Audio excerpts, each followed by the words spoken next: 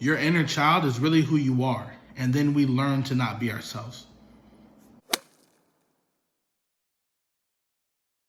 And just reflecting on how I got to where I'm at right now, I was talking with a friend, and it was like, yo, like, this 33-year-old version of John, like, how much different are you in the past 10 years?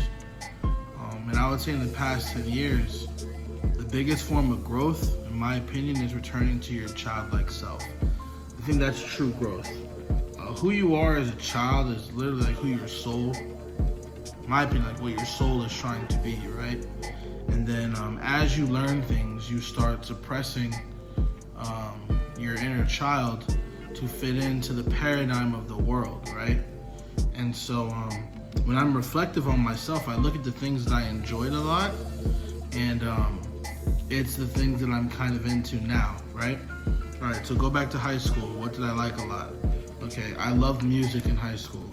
I used to like pretend to DJ and stuff all the time, so music was fun for me. I love football, right? And I'm writing things down as I'm talking because I'm like reflecting. It's kind of like journal time for me, but I'm just sharing it with you guys. So I like DJing, I like football. And the only reason I like DJing is because like rap wasn't really allowed like that. As a kid, like I was told like you can't be a rapper. So like I was like, all right, cool, DJing is next.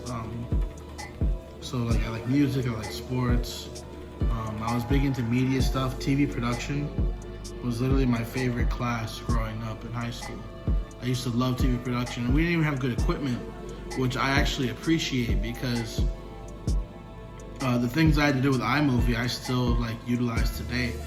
iMovie is a basic free software, so that like the program's evolved, but learning iMovie in high school has benefited my adult life a lot. I've used it in almost every profession I've been in. Literally that one computer program from that one class in 10th grade. So that TV production class, probably the most value I've gotten out of any class in my life, as far as how many times I've used it in different professions.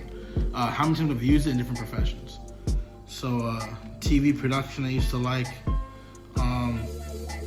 I was always into like, I don't know what to call it, like style, like overall like clothes, hair. Like I used to get my hair cut like every week.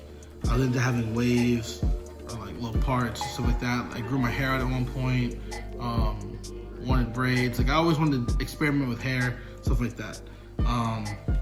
Also, my clothes. Like I was always into clothing. I was always into how I can like make the most out of like a Marshalls or Ross run or like flea market, stuff like that. Like without having to spend like major like big box store money, but like still be fly. That was like my whole thing. So I would take like, you know, like I'd pick like one item as like the flex item. So like, okay, I got these like FUBU Platinum jeans, right? So I'm gonna make this look fly with like this undershirt, this overshirt, this t-shirt, yada yada. You know, and these sneakers to coordinate with everything to pull all the colors, but the sneakers wouldn't be expensive sneakers. Or if I was going expensive sneakers, then it was all about the cut of the jean, making sure the jean hit right on the sneakers, like the sneakers show like a simple white tee. Okay, if the shirt was the main thing, then I would go like neutral jeans, this and that. And that's how I was able to like rotate clothes without people really noticing I'm wearing a lot of the same things. I just use basics a lot. So like I was into fashion, right? So a little fast forward to like now, right? That's me as a teenager, middle school or stuff like that. What am I into now? I'm into Monet, which has to do with hair. I've been talking about YouTube for the past 10 years, and I've dabbled in it here and there, but YouTube channel I've always wanted to do, and then TV production class, look how that links. Sports, that's just always a part of my leisure part. And you know, football transfer into martial arts, but it's all literally a physical aspect of me that I love. And then the DJing stuff that I used to do messing around, I like putting out music now. So it's like the things I'm doing now, when people see growth, it's like honestly, I just returned to my childhood desires. Your inner child is really who you are, and then we learn to not be ourselves. I think we got to go back to being our childlike self. What did you enjoy doing when you literally didn't have to make money for a living? Whatever you enjoy doing for free should be what your business is based off of.